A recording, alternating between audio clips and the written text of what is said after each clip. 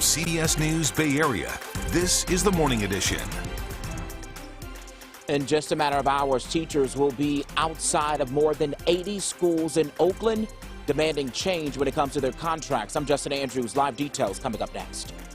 Potential break in the case who police have detained in connection with a series of stabbings in Davis. And as we take a look at the roadways right now, the Bay Bridge Toll Plaza already getting backed up. We'll talk about this, plus a look at traffic along 680. And we are drying up heading into this afternoon today all throughout the Bay Area. Still some light scattered showers in the forecast. I'll time those out for you and let you know how much you can expect in your local area coming up.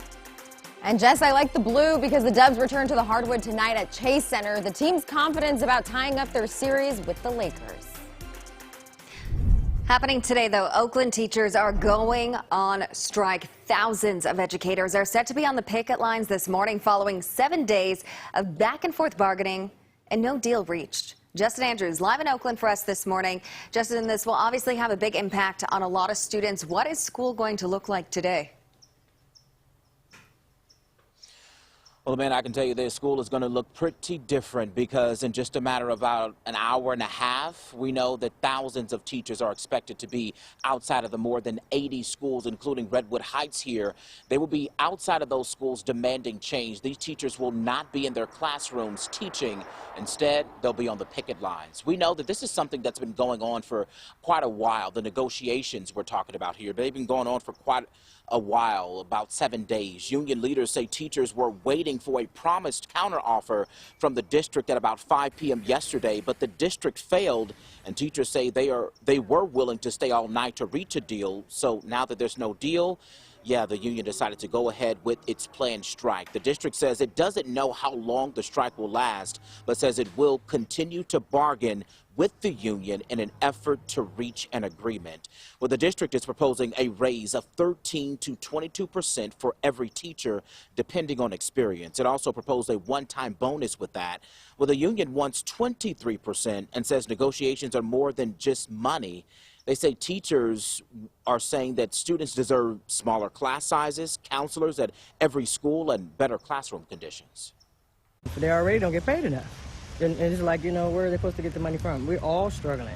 So you would think the district would come to some type of solution. It's frustrating. I mean, the teachers are definitely underpaid, so they should be paid, to deal with the economy right now. Oakland's teachers are the lowest paid across the Bay Area, and they really haven't had a contract since before the pandemic. So that's really where their frustration is coming from. They've been working for a while trying to get this thing ironed out, and still it seems like there is no deal. But again, the district says they are willing to continue bargaining, and hopefully they can come to an agreement, Amanda. I mean, they're going to have to at some point. And Justin, those numbers are shocking. Thank you for your report. Let's look at the numbers now, though. So according to the California Department of Education, the average starting salary for a teacher in our state is, get this, just over $51,000 a year. And in Oakland, big reason why these teachers are doing this, the average starting salary is $46,500 a year. And that's $46,500. And Oakland has a higher cost of living than the state average. That number is less than the starting salary in both San Jose and San Francisco, too. Those two cities have similar costs of living, but start teachers at $66,000 or $68,000 a year, respectively. Now to a developing story this morning. Police in Davis are questioning a person of interest in a series of stabbings that have gripped the city. Ashley Sharp with a look at who's been detained. Detained and in police custody. CBS 13 has blurred the face of the man shown in this video. It's the moment a so-called person of interest was brought in for questioning by Davis police Wednesday at Sycamore Park. But he seemed somewhat calm, was not giving up a fight or anything. Carter Carlson not only witnessed it firsthand, he helped Davis police find what could be their needle in a haystack, a man matching the stabbing suspect description. And I noticed that they had long curly hair and they had the Adidas pants that they've been talking about. He doesn't call himself a hero, but he called in a tip Wednesday at Sycamore Park, where he was leaving flowers at a vigil for the victims, when he saw this man walking the park alone. They were being a little bit sneaky, I would say. And my first thought was, wow, this guy could be scoping out the school. And that is very scary. police were there minutes later. A call that just might crack the case. Monday night, another tip to police came from Isaac Chessman, who says he had a close encounter with who he thinks is the same suspect. I say, you look just like the dude that they've been describing that been stabbing people. And then he just takes off around the bend. Startled by a man dressed in black with long curly hair who seemed to be scoping out where he and his fiancee were sleeping, fearing they were a target. He's killing off innocent, vulnerable people. And whether they're homeless or housed, it doesn't make them no less than a human. An arrest now the only thing that will calm the fears of this Davis community. I'm a little bit more calmed down, but I'm not completely relaxed. Waiting with bated breath. Hopefully this is all over. Hoping the person responsible for a string of stabbings is in fact off the streets. But again, as of this morning, no official arrests or charges have been made. Well, good morning to you on this Thursday morning. Here's a live look outside from our Salesforce camera looking east across the bay at the Bay Bridge right there. A little cloudy out this morning, a little ominous looking actually in that shot. Whoa. But how much more rain are we expecting? Because we've gotten a little bit here and there all week. Exactly. And it's starting to die down. The energy from this area of low pressure is starting to lose itself as it moves to the south. So basically what's happening is we're going to see a lot drier conditions today. Partly cloudy skies over the Golden Gate Bridge right now. And take a look at the winds or the lack thereof. I mean, this is a flag that we usually use as an indicator of where those winds are heading and how strong it is. But it's light right now across the Bay Bridges and all throughout the Bay Area for that matter. So let's take a look at our weather headlines. Changes in the forecast for us. First things first, we still could see a slight chance of showers heading in this afternoon, but they're scattered and they're hit or miss, and for the most part, you might not even see one today. Heading into this afternoon, daytime highs are still cool due to that area of low pressure. It came in from the north, bringing in some cold winter-like air, and that's the reason why daytime highs today are in the upper 50s, lower 60s. Once we head into this weekend, we see some light chances of rain returning at times, and I'll time that out for you so you're prepared.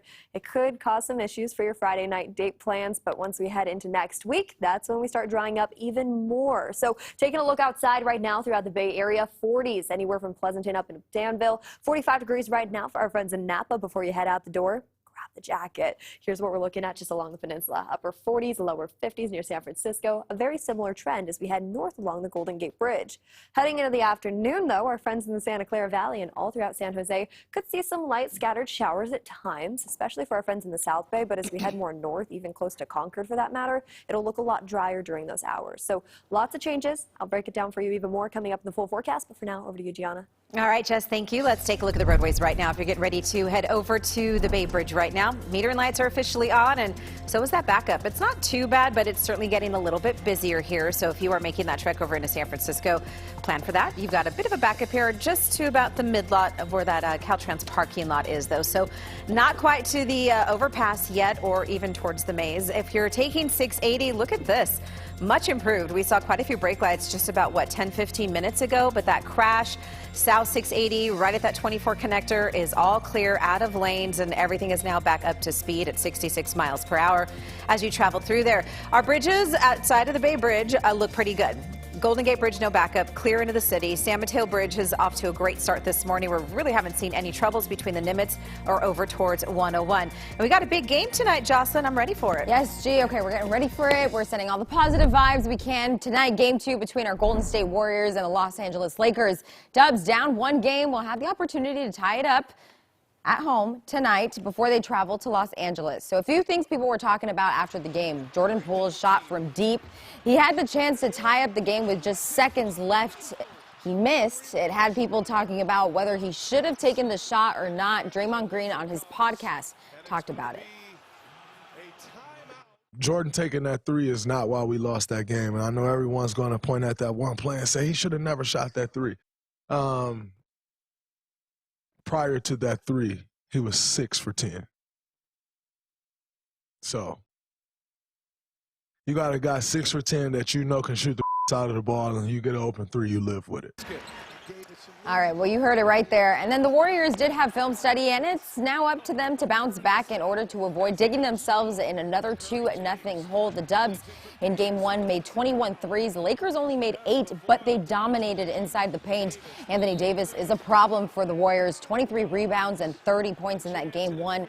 Warriors head coach Steve Kerr says they need to play with more force overall. You're going to hear from him in the next 30 minutes. Game 2 tonight at Chase Center. Earlier time by a little bit at 6 p.m. Amanda